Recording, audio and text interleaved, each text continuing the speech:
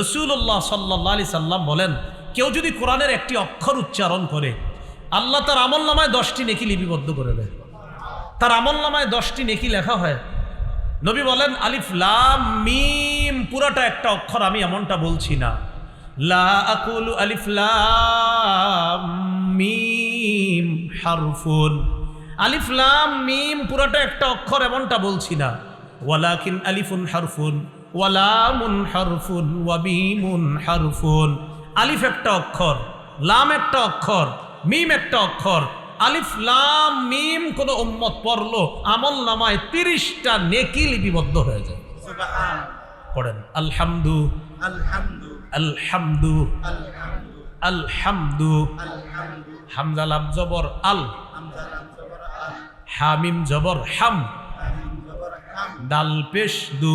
দাল পেশ বক্তব্যে হুজুর পড়ায়নি 50 সওয়াব। কয়টা সওয়াব?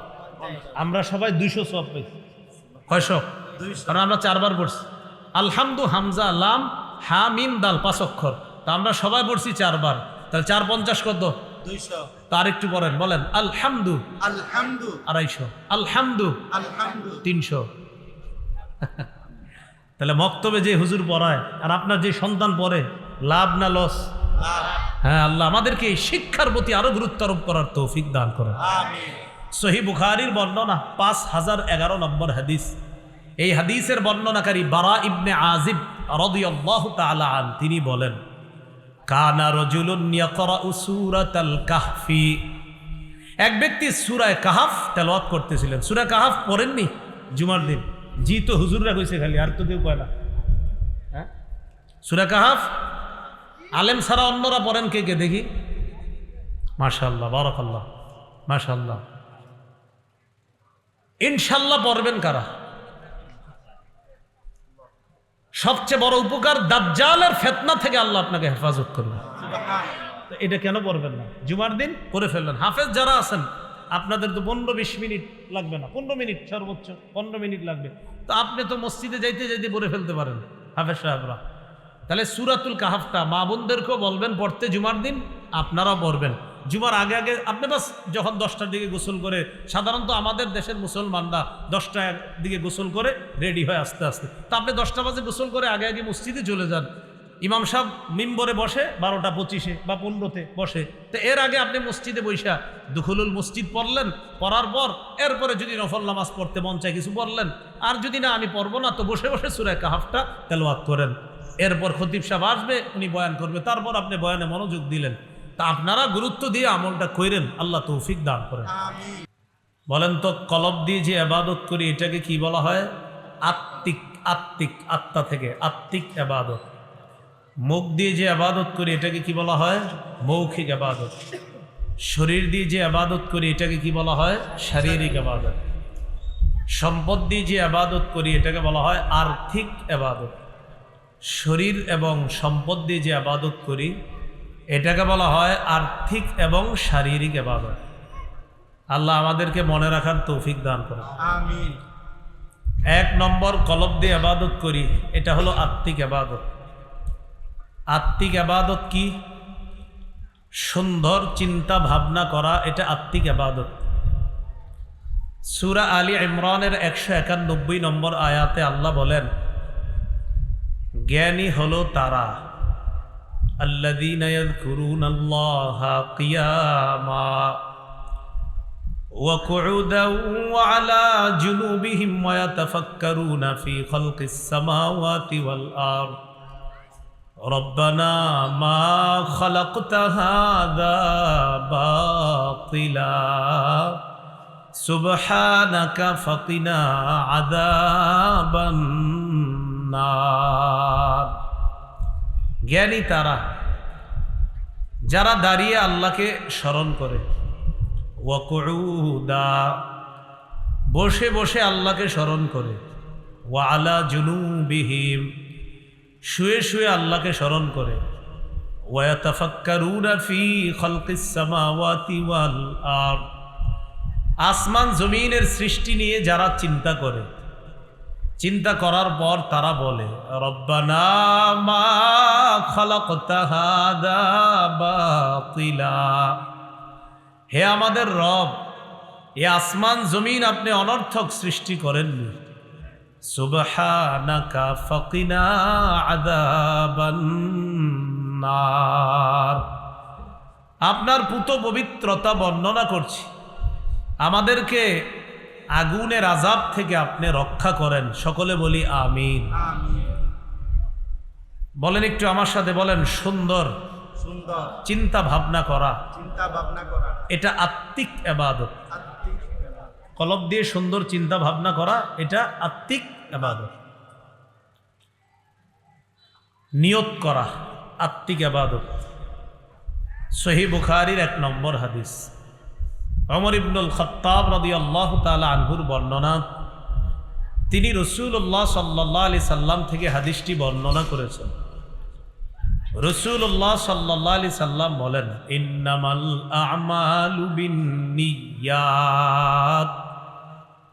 আমলের প্রতিদান বিশুদ্ধ নিয়তের সাথে। তাহলে নিয়ত অন্তর দিয়ে করি আমরা, এই জন্য নিয়ত আত্মিক ইবাদত। ইখলাস আত্মিক ইবাদত। কোরবানি কি আমি আল্লাহর জন্য করতেছি কিনা, এখানে কি ইখলাস আছে কিনা এটা দেখে আল্লাহ। আল্লাহ পাক রব্বুল আলামিন বলেন, ওয়ামা উমিরু ইল্লা লিয়াবুদুল্লাহা মুখলিসিনা লাহুদ্দিন। তাদেরকে আদেশ করা হয়েছে তারা যেন দিনকে আল্লাহর জন্য খাঁটি করে একনিষ্ঠভাবে আল্লাহর ইবাদত করে। রাসূলুল্লাহ সাল্লাল্লাহু আলাইহি সাল্লামকে আল্লাহ হুকুম করে, কুল ইন্নী উমিরতু আন আ'বুদাল্লাহা মুখলিসাল লাহুদ্দিন। 23 পারা 19 পৃষ্ঠার একদম শুরুতে আছে। নবী আপনি বলেন, আমাকে আদেশ করা হয়েছে আমি যেন একনিষ্ঠভাবে খাঁটিভাবে আল্লাহর ইবাদত করি। ইখলাসের 3টা উপকার, বলেন কয়টা? 1 নম্বর, ইখলাসের কারণে আল্লাহ আমল কবুল করেন। ইখলাস না থাকলে আল্লাহ আমল কবুল করেন না। হাদিসের কিতাব নাসাই 3140 নম্বর হাদিস। রাসূলুল্লাহ সাল্লাল্লাহু আলাইহি সাল্লামকে প্রশ্ন করা হলো, আরাআইতা রাজুলান ওয়াসা ইয়ালতামিসুল আজরা ওয়ায-যিকরা ফামা লাহু ইয়া রাসূলুল্লাহ।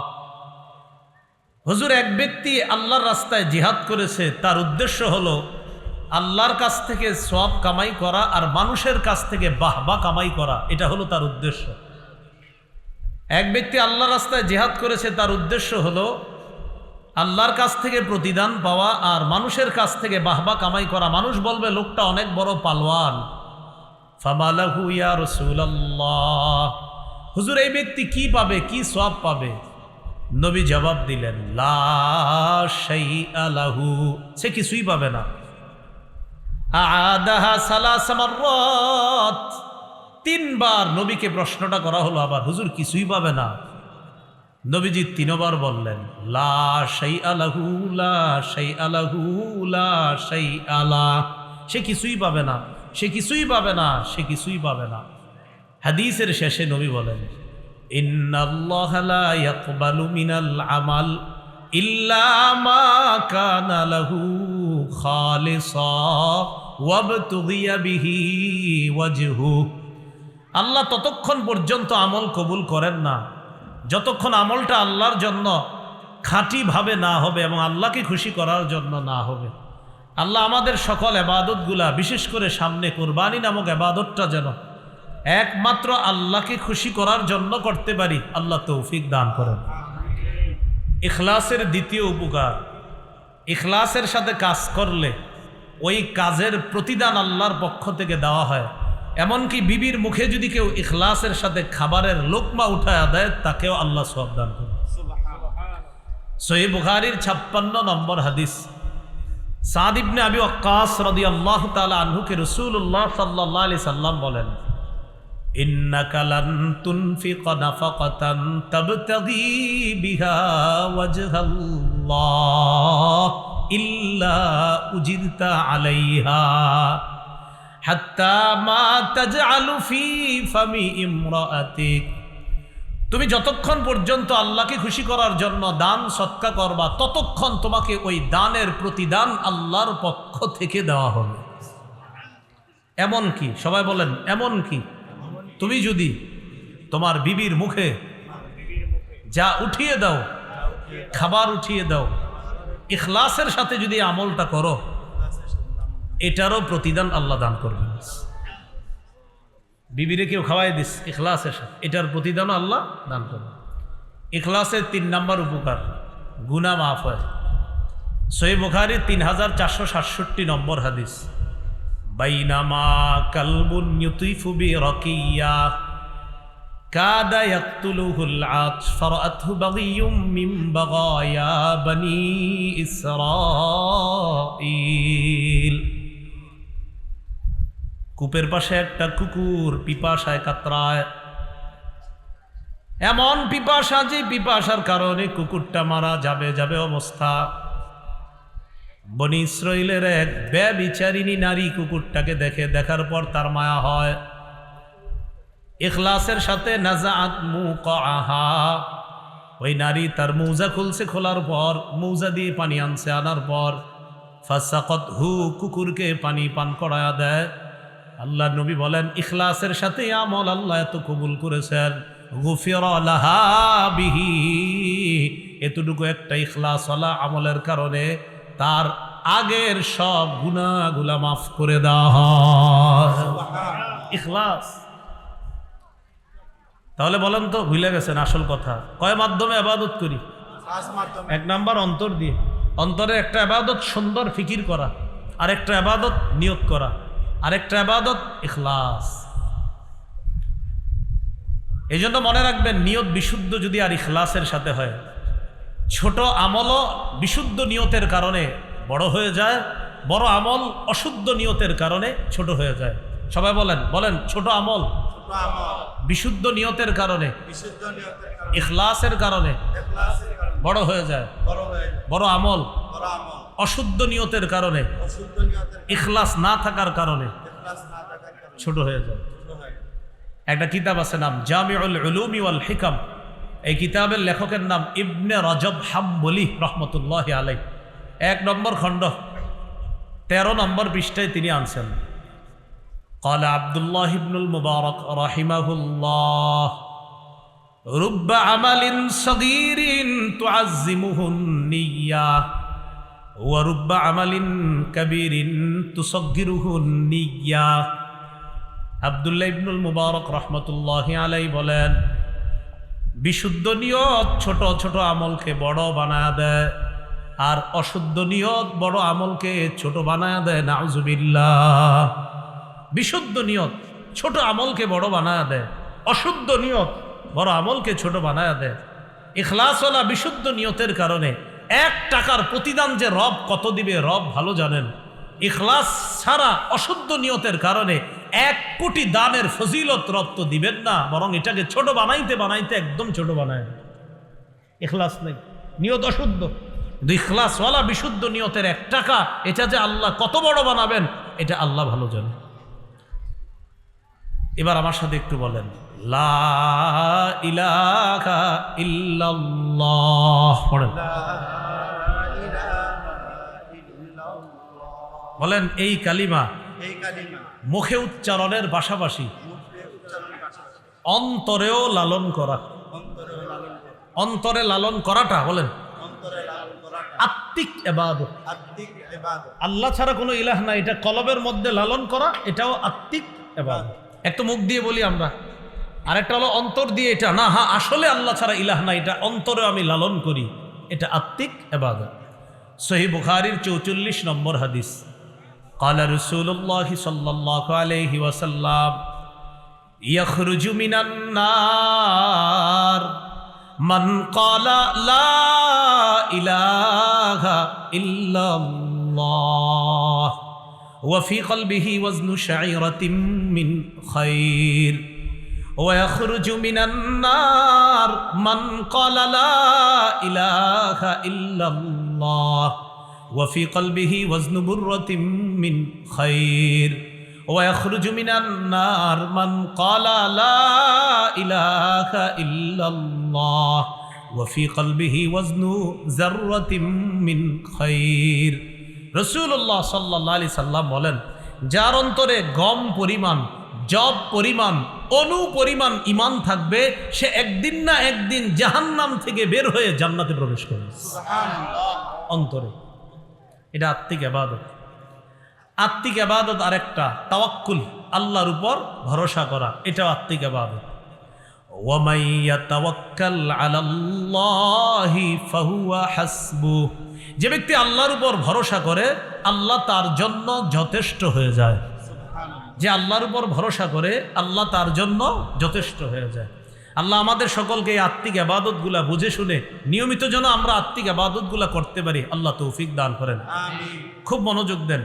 সুন্দর ফিকির করা আত্মিক ইবাদত, সুন্দর চিন্তা করা আত্মিক ইবাদত, বিশুদ্ধ নিয়ত করা আত্মিক ইবাদত, ইখলাস অন্তরে রাখা আত্মিক ইবাদত, লা ইলাহা ইল্লাল্লাহ মুখে উচ্চারণের পাশাপাশি কলবে এটা ধারণ লালন পালন করা, এটাও আত্মিক ইবাদত।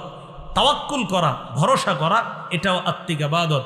মনোযোগ সহকারে সবাই বলেন তো, কয় মাধ্যমে আমরা ইবাদত করি? 5 মাধ্যমে। মাত্র এক মাধ্যমের আলোচনা আমাদের শেষ হলো, আত্মিক ইবাদত। এবার 2, মৌখিক ইবাদত। মুখ দিয়ে যে ইবাদত করি এটাকে বলা হয় মৌখিক ইবাদত। জিকির করা মৌখিক ইবাদত। বলেন কি করা? জিকির করা মৌখিক ইবাদত। লা ইলাহা ইল্লাল্লাহ সুবহানাল্লাহ আলহামদুলিল্লাহ লা ইলাহা ইল্লাল্লাহ আল্লাহু আকবার।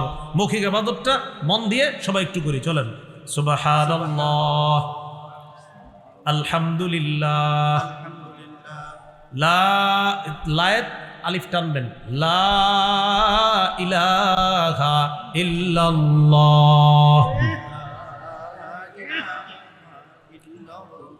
আল্লাহু আকবার।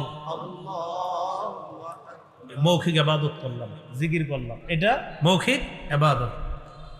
লা ইলাহা ইল্লাল্লাহ নামক এই মৌখিক ইবাদত যদি কেউ করে, দিল থেকে ইখলাসের সাথে করে, রাসূলুল্লাহ সাল্লাল্লাহু আলাইহি সাল্লাম বলেন, মান ক্বালা লা ইলাহা ইল্লাল্লাহ মুখলিসান কাত্তু ইল্লা ফুতিহাত লাহু আবওয়াবুস সামাই হাত্তা তুফজিয়া ইলাল আরশ। কেউ যদি ইখলাসের সাথে একবার লা ইলাহা ইল্লাল্লাহ পড়ে, আসমানের সবগুলা দরজা খুলে দেওয়া হয়, তার লা ইলাহা ইল্লাল্লাহ যেন আরশ পর্যন্ত পৌঁছে যায়। সুবহানাল্লাহ। মৌখিক ইবাদত আরেকটা, বলেন তিলাওয়াতুল কুরআন। কোরআন তেলাওয়াত করা মৌখিক ইবাদত। আল্লাহ পাক রব্বুল আলামিন বলেন, ওয়াতলু মা উহিয়া ইলাইকা মিন কিতাবি রাব্বিক। আপনি তেলাওয়াত করেন, আপনার রবের পক্ষ থেকে যা ওহী হিসাবে অবতীর্ণ করা হয় আপনি তেলাওয়াত করেন। লা মুবাদ্দিলা লিকালিমাতি, আপনার রবের কালিমা পরিবর্তন করার মতো কেউ নাই, কেউ পরিবর্তন করতে পারবে না। 21 পারার একদম শুরুতে, শুরু পৃষ্ঠা, শুরু আয়াতটা, উতলু মা উহিয়া ইলাইকা মিনাল কিতাব।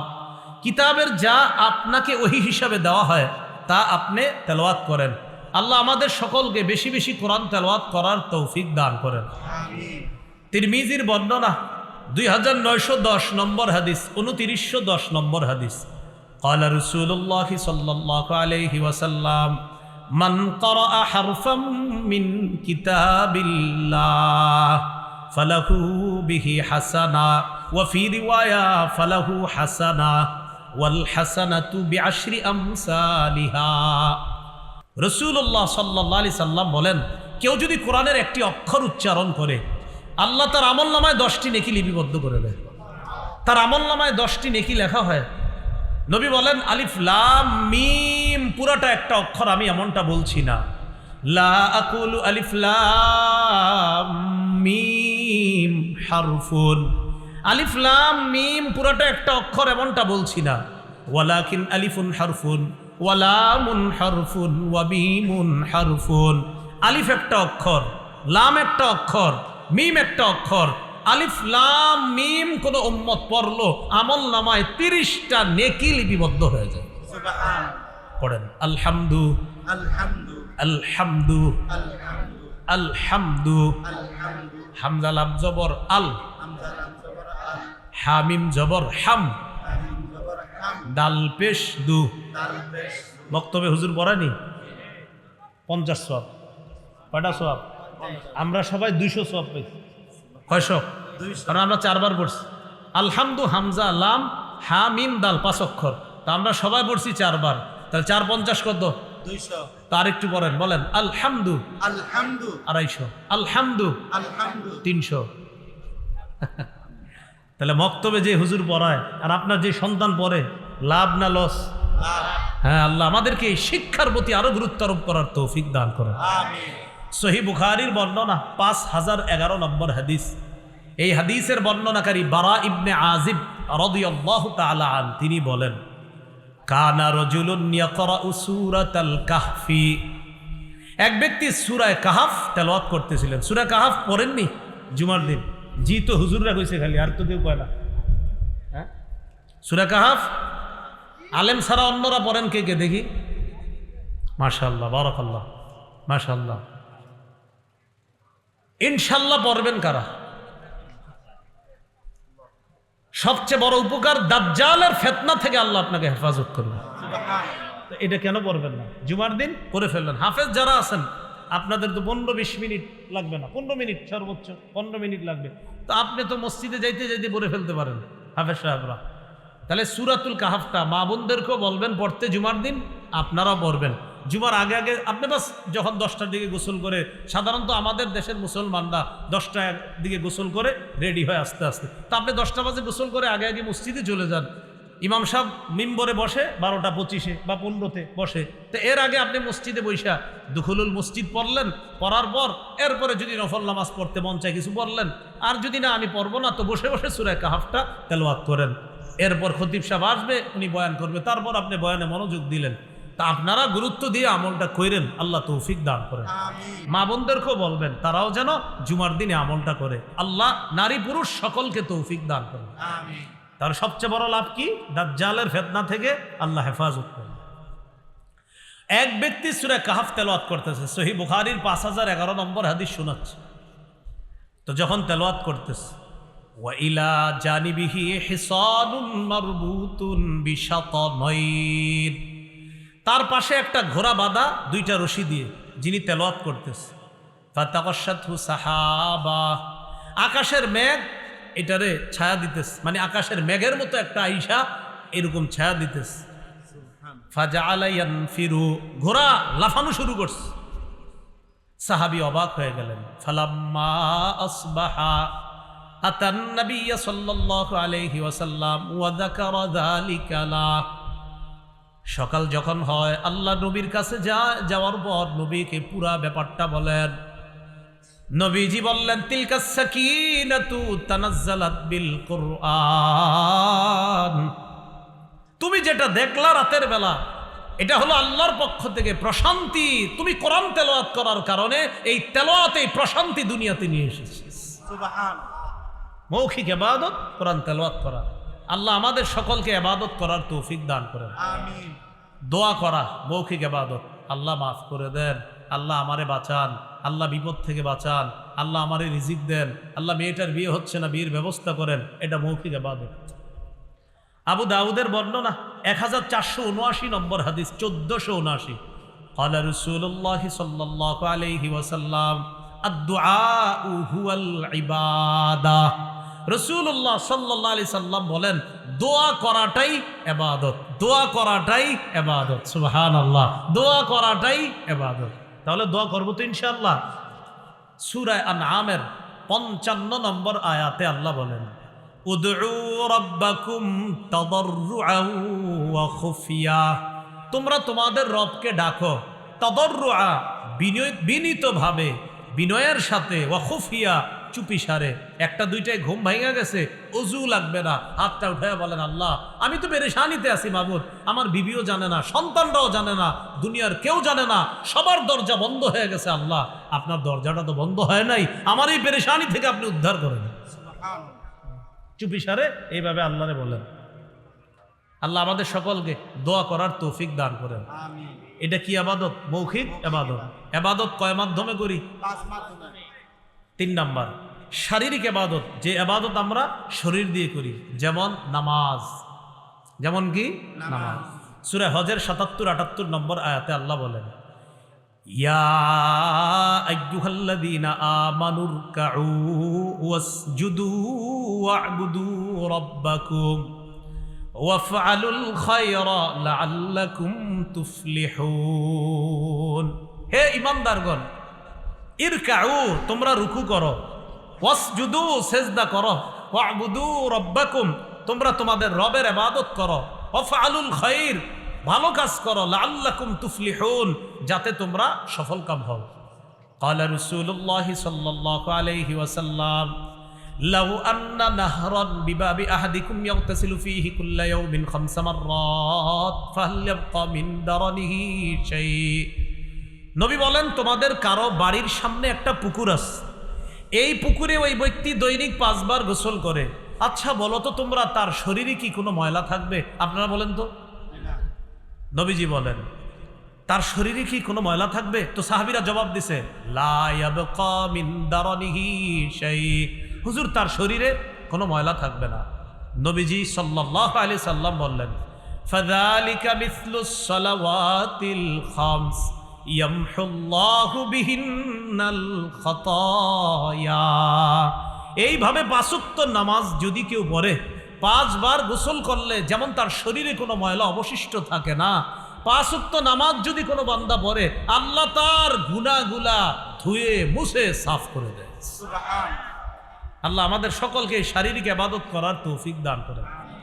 4 নাম্বার আর্থিক ইবাদত, যেটা সম্পদ দিয়ে করি, যাকাত দেওয়া, সদকা করা, বিধবা অসহায় এতিমদের সহযোগিতা করা। সহিহ বুখারীর 5353 নম্বর হাদিস, ক্বালা রাসূলুল্লাহি সাল্লাল্লাহু আলাইহি ওয়াসাল্লাম, আস-সাঈ আলাল আরমিলাতি ওয়াল মিসকিনি কাল মুজাহিদি ফি সাবিলিল্লাহ। কেউ যদি কোনো বিধবা অথবা এতিম মিসকিন অসহায়ের পিছনে সহযোগিতা করার চেষ্টা চালায়, অর্থের মাধ্যমে হোক, যেভাবে হোক সহযোগিতা করার চেষ্টা চালায়, আল্লাহর রাস্তায় জিহাদ করলে যে সওয়াব, ওই মুজাহিদের মতো সওয়াব আল্লাহ তাকে দান করবে। যাকাত দেওয়া আর্থিক ইবাদত, সদকা করা আর্থিক ইবাদত।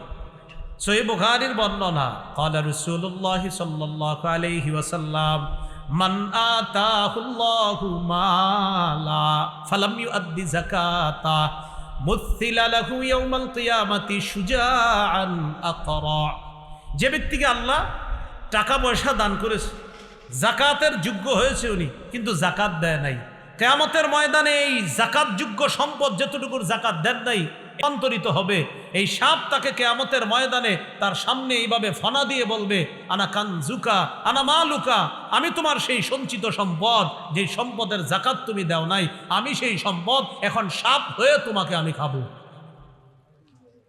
আল্লাহ আমাদের সকলকে বকেয়া যাকাত যারা দেন নাই, এলাকার উলামায়ে কেরামের সাথে কথা বলে যাকাত আদায় করে দেন। পাশে বড় বড় মাদ্রাসা আছে, তাদের সাথে কথা বলেন। এই যে আজকে আলোচনা করছে মুফতি আতাউল হক, আমাদের পরিচিত মানুষ, আতাউল হক বায়াস, মুজাফফরুল মাদ্রাসার মোতামিম শাহ মুফতি আমজাদ শাহ হুজুর আছেন, আরও ওই যে আপনার এখানে বড় হুজুরের নাম লেখা হয়েছে মাওলানা মুহিবুল্লাহ সাহেব, ওনাদের মতো আলেমদের সাথে বসেন।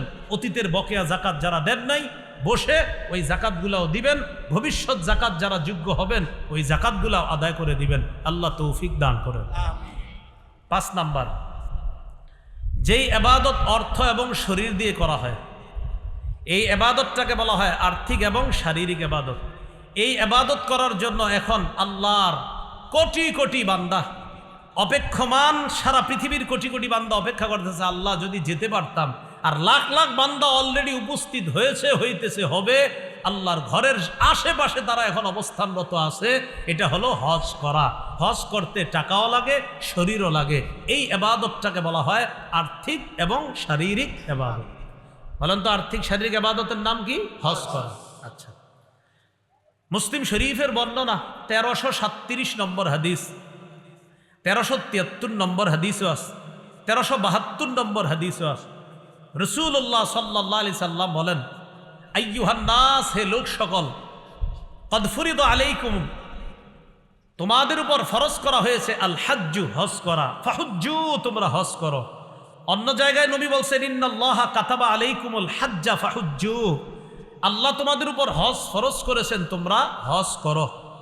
সূরা আলী ইমরানের ৯৭ নম্বর আয়াতে আল্লাহ বলেন ওয়ালিল্লাহি আলান নাসি হিজ্জুল বাইতি মান ইসতাতাআ ইলাইহি সাবিলা, যে ব্যক্তি কাবায় যাইতে সক্ষম, সেখানে গিয়ে আবার দেশে ফিরে আসতে সক্ষম, এই পরিমাণ অতিরিক্ত টাকা যার কাছে আছে, ওই মানুষগুলার জন্য আলান নাস, তাদের উপর ফরজ, লিল্লাহ, আল্লাহকে খুশি করার জন্য হজ করা তাদের উপর ফরজ। অনেক মানুষের উপর হজ ফরজ হয়েছে, অনেক ব্যবসায়ী আপনারা চিনেন যাদের উপর হজ ফরজ করে না, মেয়েটার বিয়ে দিয়ে নিই, আরো 10টা দোকান একটু একটু একটু আমি দাঁড়ায় নিই হুজুর, এরপরে যাবো। উনি কিন্তু অলরেডি দাঁড়াইতে পারে নাই, দোকান আছে 20টা, এখনো দাঁড়াইতে হবে, এরপর উনি হজে যাবে। হাদিসে কুদসি শোনেন, তাদেরকে হাদিসটা আপনারা শোনায়া দিবেন। আল্লাহ পাক রব্বুল আলামিন হাদিসে কুদসির মধ্যে বলেন ইন্না আবদান সাহহাতু লাহু জিসমা, কোন বান্দার শরীর আমি সুস্থ রাখলাম, ওয়া ওয়াসসাতু আলাইহি ফিল মাঈশা, তাকে আমি প্রশস্ততা দান করলাম রিজিকের ক্ষেত্রে। কোন ব্যক্তির শরীর সুস্থ রাখলাম, রিজিক দিয়ে তাকে প্রশস্ত রিজিকের মালিক বানায়া দিলাম, হজে যাওয়ার মতো তাকে সামর্থ্য দান করলাম, এমন অবস্থায় তামজি আলাইহি খামসাতু আওয়াম, এমন অবস্থায় 5 বছর অতিবাহিত হয়ে গেছে, লা ইয়াফিদু ইলাইয়া, এই বেটা আমার ঘরে আসে না হজ করার জন্য, লা মাহরুম, আল্লাহ বলেন সে হতভাগা, সে বঞ্চিত।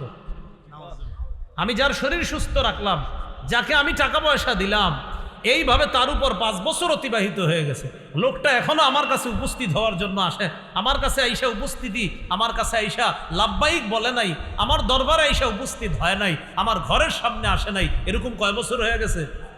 5 বছর তার উপর হজ ফরজ, 1 বছর হয়েছে যায় না, আরেক বছর যায় না, আবার হজ ফরজ যায় না, আবার হজ ফরজ যায় না, আবার হজ ফরজ যায় না, এরকম 5 বছর হয়ে গেছে। আল্লাহ বলেন লা মাহরুম, এটা হতভাগা, এটা বঞ্চিত।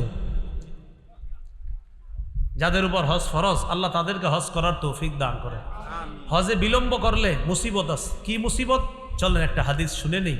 ইবনে মাজা হাদিসের কিতাব 2883 নম্বর হাদিস, 2883 এই হাদিসের মধ্যে আছে ক্বালা রাসূলুল্লাহ সাল্লাল্লাহু আলাইহি ওয়াসাল্লাম মান আরাদাল হজ্জা ফালইয়াতাআজ্জাল, যে ব্যক্তি হজের নিয়ত করে সে যেন তাড়াতাড়ি হজ করে।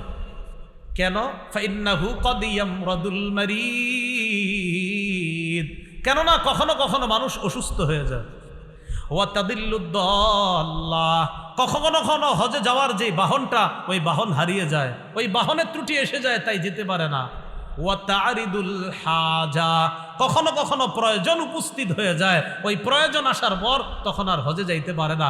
অনেক অসংখ্য মানুষ আছে যারা হজের টাকা জমাইছিল, হজে যাবে, হঠাৎ করোনা এসে গেছে। করোনার সময় আত্মীয় স্বজন বিপদে পড়ছে, মায়া লাগছে, আত্মীয় স্বজনদেরকে টাকা দিছে, হজের টাকাটা বাধ্য হয়ে সেখানে দিয়ে দিছে। কি করবে এখন? আত্মীয় স্বজনও না খায়া মরতেছে, তো তাদেরকে টাকা দিছে। তো নবী না বলছে প্রয়োজন কখন আসবে তুমি জানো না, কেন তুমি হজে গেল না? প্রয়োজন এসে যেতে পারে। তাহলে নবীজি বলেন যারা হজের নিয়ত করেছে ফালইয়াতাআজ্জাল, তাড়াতাড়ি যেন হজ করে। ফাইন্নাহু ক্বাদ ইয়ামরাদুল মারিদ, কখনো কখনো এই লোকটা অসুস্থ হয়ে যেতে পারে। ওয়া তারিদুল হাজা, এমন প্রয়োজন তার সামনে চলে আসতে পারে যেই প্রয়োজনের কারণে তার আর হজে যাওয়া হবে না, তাই হজের নিয়ত করলে তাড়াতাড়ি যেন হজ করে। আব্দুল্লাহ ইবনে আব্বাস রাদিয়াল্লাহু তাআলা আনহুমার বর্ণনা, তিনি বলেন তাআজ্জালু ইলাল হাজ্জি ইয়ানি আল ফরিদা, তোমরা তাড়াতাড়ি হজ করো, অর্থাৎ ফরজ হজ। কেন? ফাইন্না আহাদাকুম লা ইয়াদরি মা ইয়ারিদু লাহু, তোমাদের কেউ জানে না তার সামনে কখন প্রয়োজন উপস্থিত হয়ে যায়। হজ জীবনে একবার ফরজ, বলেন কয়বার? একবার ফরজ। যাদের উপর হজ ফরজ হয় তাদের উপর জীবনে একবার হজ ফরজ। আবু দাউদের বর্ণনা 1721 নম্বর হাদিস, নবীর এক সাহাবী নাম আকরা ইবনে হাবিস রাদিয়াল্লাহু তাআলা সাআলান নবী সাল্লাল্লাহু আলাইহি ওয়াসাল্লাম, নবীর এই সাহাবী নবীকে প্রশ্ন করলেন আল হাজ্জু ফি কুল্লি সানাতিন আও মাররাতান ওয়াহিদা, ইয়া রাসূলুল্লাহ হজ কি প্রতি বছর ফরজ নাকি একবার? রাসূলুল্লাহ সাল্লাল্লাহু আলাইহি সাল্লাম বললেন বাল মাররাতান ওয়াহিদা, বরং হজ একবার ফরজ। হজ কয়বার ফরজ? একবার।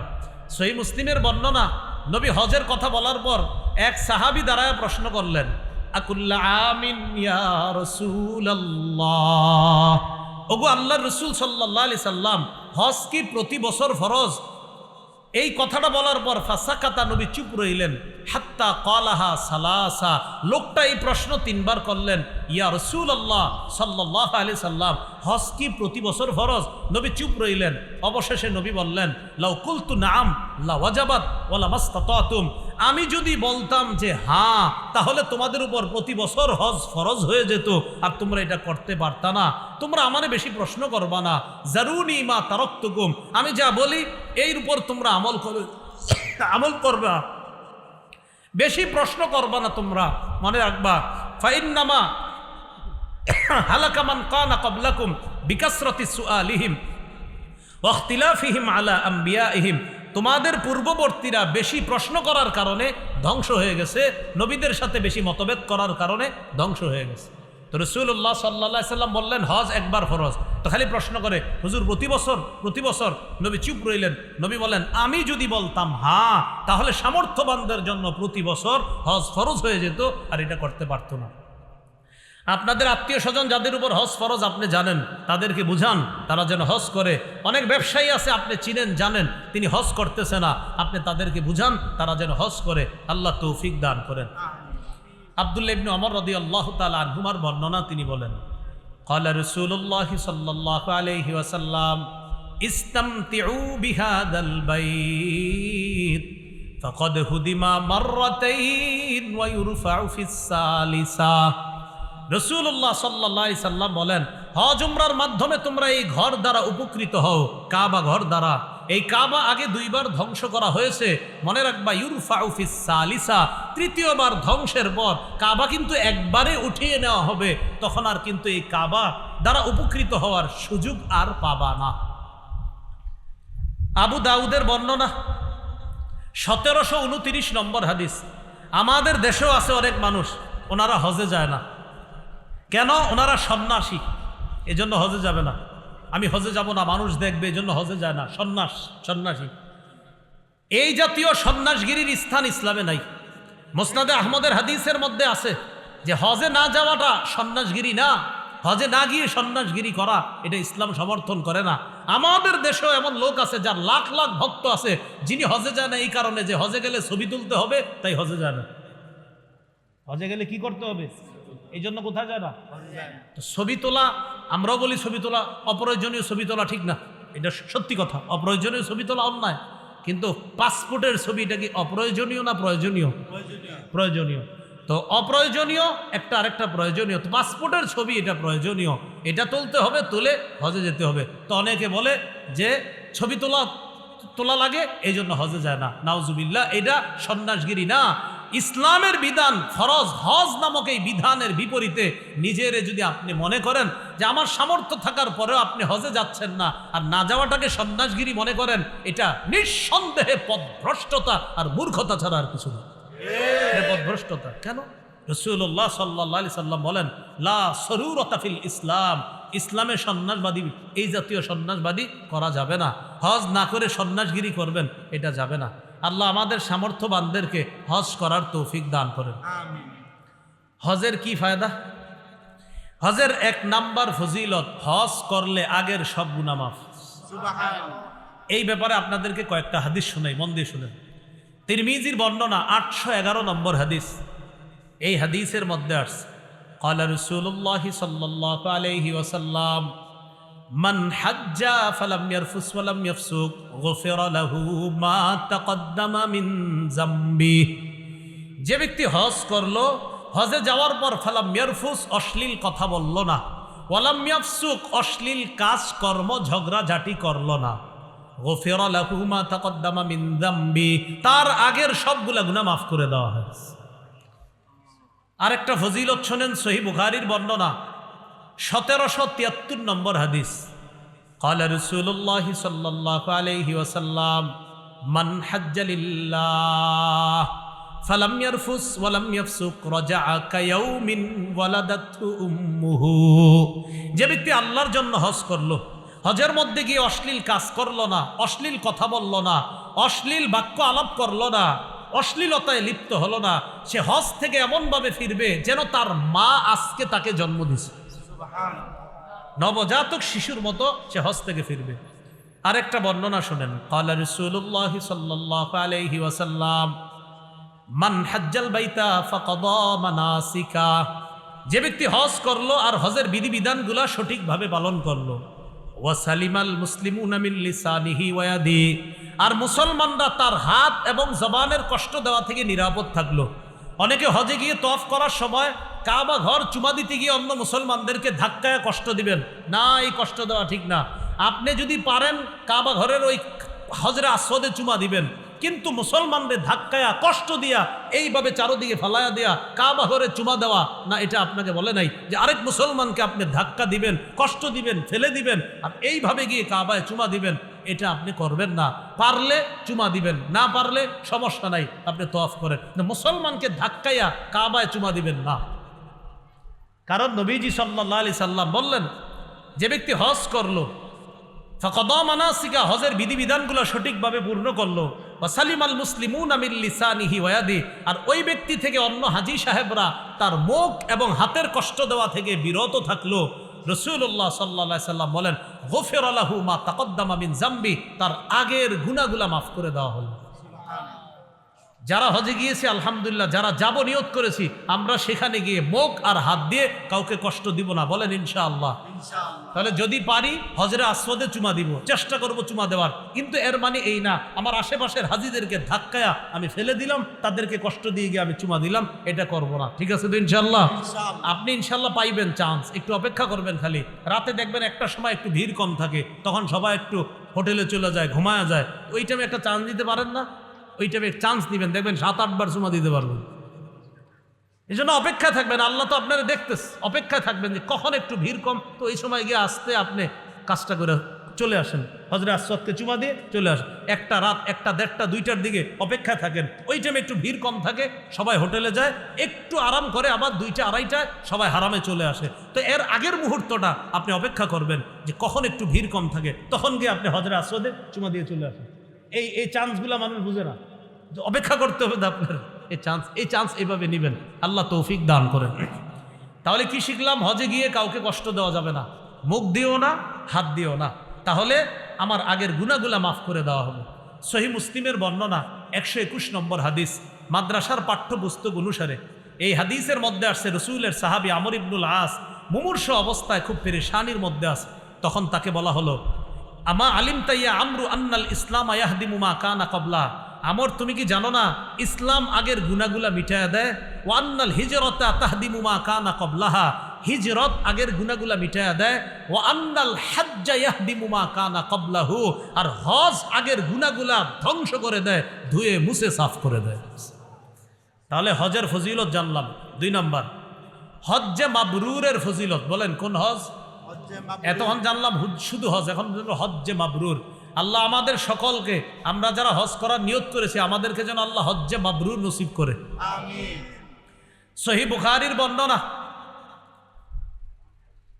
1373 নম্বর হাদিসের মধ্যে আসছে, রাসূলুল্লাহ সাল্লাল্লাহু আলাইহি সাল্লাম বলেন, আল হাজ্জু ওয়াল উমরা কাফফারাতুল লিমা বাইনাহুমা, হজ এবং উমরা, আল উমরাতু ইলাল উমরাতি কাফফারাতুল লিমা বাইনাহুমা, এক উমরার মাঝে আরেক উমরা, 2 উমরার মধ্যবর্তী গুনাহগুলা পরবর্তী উমরাটা ওই গুনার কাফফারা হয়ে যায় মাঝখানে। এরপরে রাসূল সাল্লাল্লাহু আলাইহি সাল্লাম বলেন, ওয়াল হজ্জুল মাবরুর লাইসা লাহু জাযাউন ইল্লাল জান্নাহ, হজ্জে মাবরুরের প্রতিদান একমাত্র আল্লাহর জান্নাত।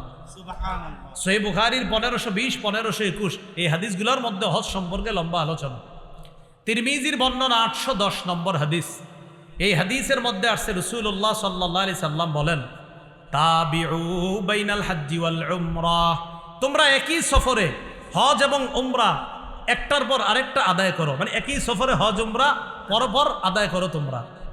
এরপরে নবী বলেন, ফাইন্নাহুমা ইয়ানফিয়ানিল ফাকরা ওয়াদ দুনুবা কামা ইয়ানফিল কিরু খাবাসাল হাদিদ ওয়াদ যাহাবি ওয়াল ফিদ্দা, কামারের হাপর, লোহা, স্বর্ণ, রূপার ময়লাগুলা যেমন দূর করে দেয়, হজ এবং উমরা মানুষের দারিদ্রতা এবং গুনাহগুলাকে ধুয়ে মুছে সাফ করে দেয়।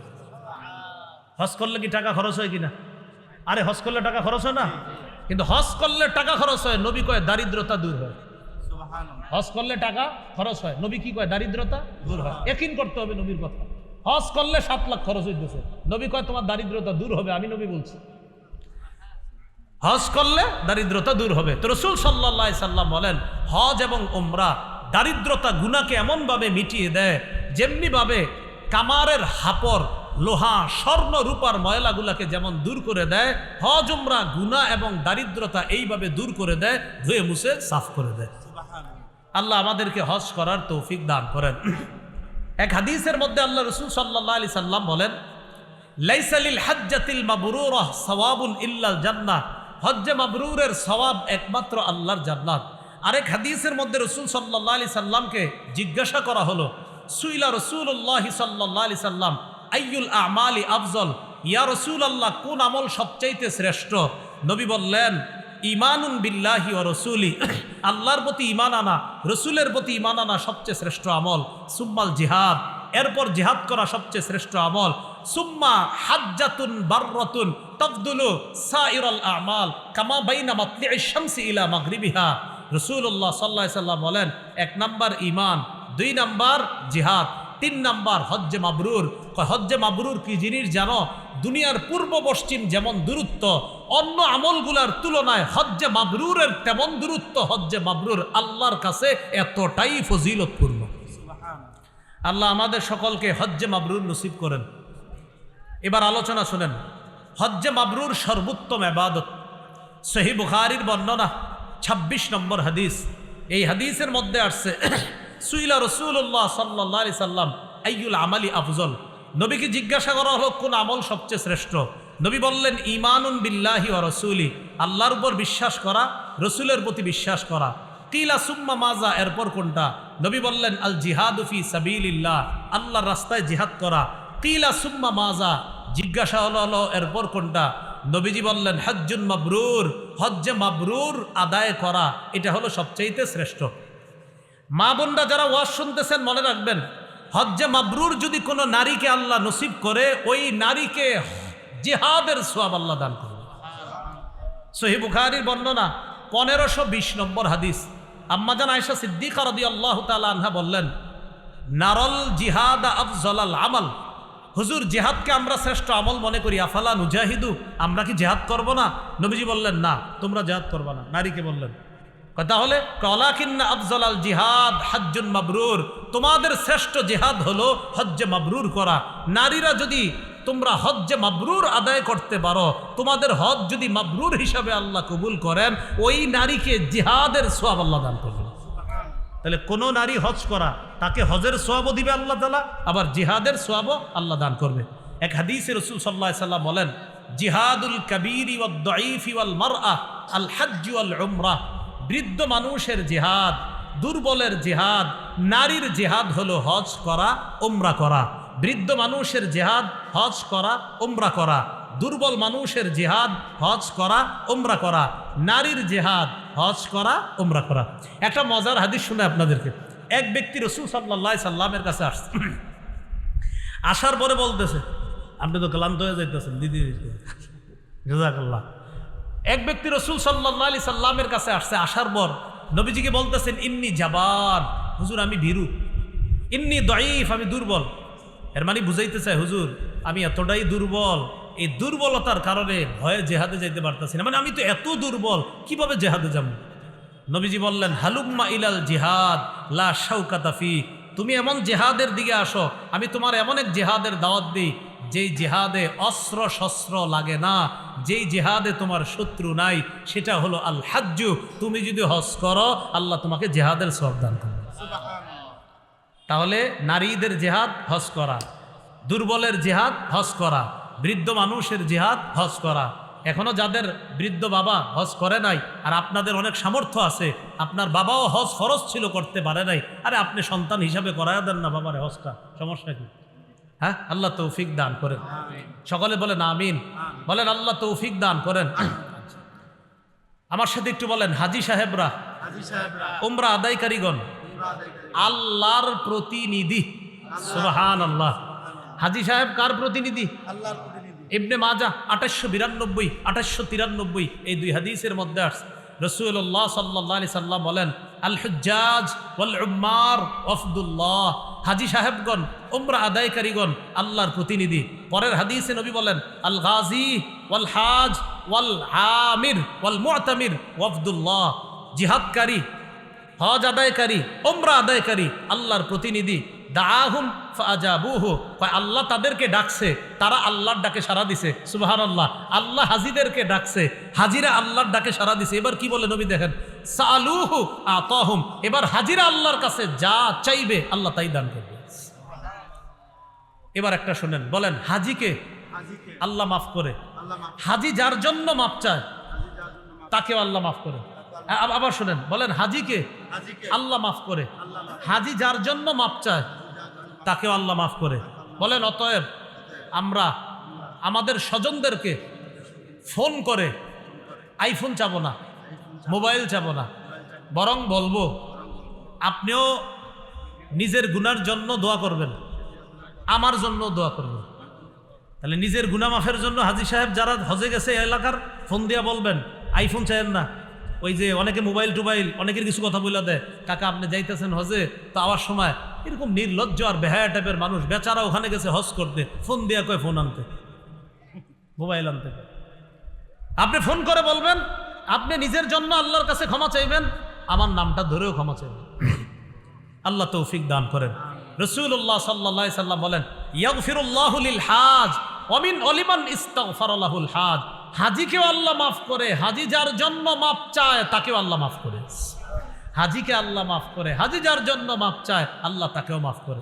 এবার আসুন, হজে গিয়ে যদি কেউ মারা যায়, ক্বালা রাসূলুল্লাহ সাল্লাল্লাহু আলাইহি ওয়াসাল্লাম, মান খারাজা হাজ্জান ফামাতা কুতিবা লাহু আজরুল হাজ্জ ইলা ইয়াউমিল কিয়ামাহ, কেউ যদি হজের উদ্দেশ্যে রওনা করে, রওনা করার পর যদি লোকটা মারা যায়, কিয়ামত পর্যন্ত হাজির সওয়াব তার আমল নামায় লেখা চলতে থাকবে। সুবহানাল্লাহ। ওয়ামান খারাজা মুতামিরান ফামাতা কুতিবা লাহু আজরুল মুতামিরি ইলা ইয়াউমিল কিয়ামাহ, কেউ যদি উমরা করার জন্য বের হয় আর যদি সে মারা যায়, কিয়ামত পর্যন্ত তার আমল নামায় উমরা আদায়কারীর সওয়াব লেখা হবে।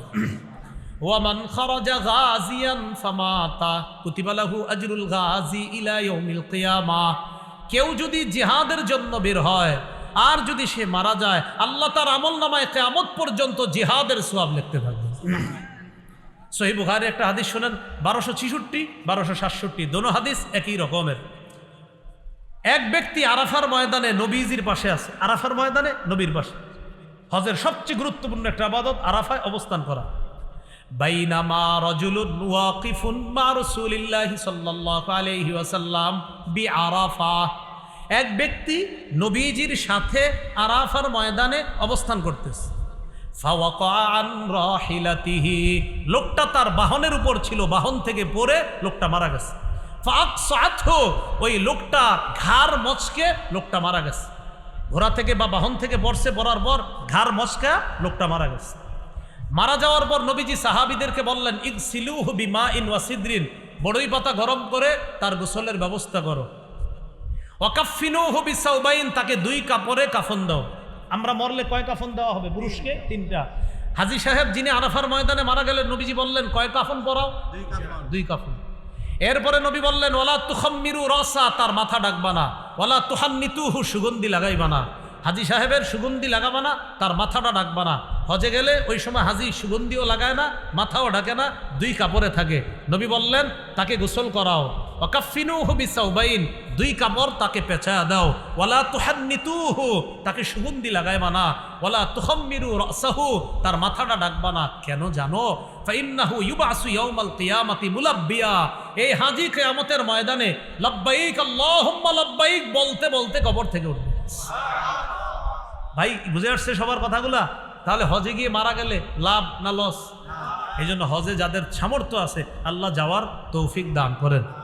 হজে গিয়ে তালবিয়া পাঠ করা, লাব্বাইক আল্লাহুম্মা লাব্বাইক লাব্বাইকা লা শারীকা লাকা লাব্বাইক ইন্নাল হামদা ওয়ান নি'মাতা লাকা ওয়াল মুলক লা শারীকা লাক। আছে না এরকম? এই তালবিয়া যদি কেউ পাঠ করে হজে গিয়ে যদি কোনো মুসলমান তালবিয়া পাঠ করে, তিরমিজির 810 নম্বর হাদিস, তিরমিজির 827 নম্বর হাদিস, তিরমিজির 828 নম্বর হাদিস, তিরমিজির 829 নম্বর হাদিস, প্রায় একই ব্যাপারে হাদিসগুলা 827, 828, 829। রসুল্লাহ সাল্লাল্লাহু আলাইহি সাল্লাম বলেন, মা মিন মুসলিমিন ইউলাব্বি ইল্লা লাব্বা মান আন ইয়ামিনিহি ওয়া আন শিমালিহি মিন হাজারিন আও শাজারিন আও ওয়াবারিন। কোন হাজী সাহেব যখন লাব্বাইক আল্লাহুম্মা লাব্বাইক করে, তার আশেপাশের যত পাথর, যত গাছপালা, যত মাটি আছে, জমিন আছে, সবাই তার সাথে লাব্বাইক বলতে থাকে। সবাই তার সাথে কি বলতে থাকে? লাব্বাইক বলতে থাকে। হজে গেলে টাকা খরচ হয়নি? আরে হয়তো এই টাকা খরচ যে হইতেছে আপনার, আবার সেখানে গেলে ঘামাবে শরীর, আহারে গরম, এই গরমের মধ্যে আপনি কষ্ট করতেছেন। রসুল্লাহ সাল্লাল্লাহু আলাইহি সাল্লাম আম্মাজান আয়েশাকে বললেন, ইন্নালাকি মিনাল আজরি আলা কদরি নাসাবিকি ওয়া নাফাকাতিকি। আয়েশা, যেই পরিমাণ টাকা খরচ হইছে আর যেই পরিমাণ কষ্ট হইতেছে, ওই পরিমাণ প্রতিদানও আল্লাহ দান করবে। তাহলে টাকা খরচ যে পরিমাণ, প্রতিদানও হবে, আবার কষ্ট হইতেছে, প্রতিদানও হবে। আল্লাহ আমাদের সকলকে শারীরিক আর্থিক ইবাদতটা সবাই যেন করতে পারি, আল্লাহ তৌফিক দান করেন। আমরা কেউ উঠবো না, মেহরবানি করে একটু কথা শুনেন। এবাদত কয় মাধ্যমে করি? 5 মাধ্যমে। 1 নাম্বার কলব দিয়ে আত্মিক এবাদত, 2 নাম্বার মুখ দিয়ে মৌখিক এবাদত, 3 নাম্বার শরীর দিয়ে শারীরিক এবাদত, 4 নাম্বার টাকা দিয়ে আর্থিক এবাদত, 5 নাম্বার অর্থ এবং শরীর দিয়ে আর্থিক শারীরিক এবাদত। টাকার এবাদতটা একটু করা দরকার এখন।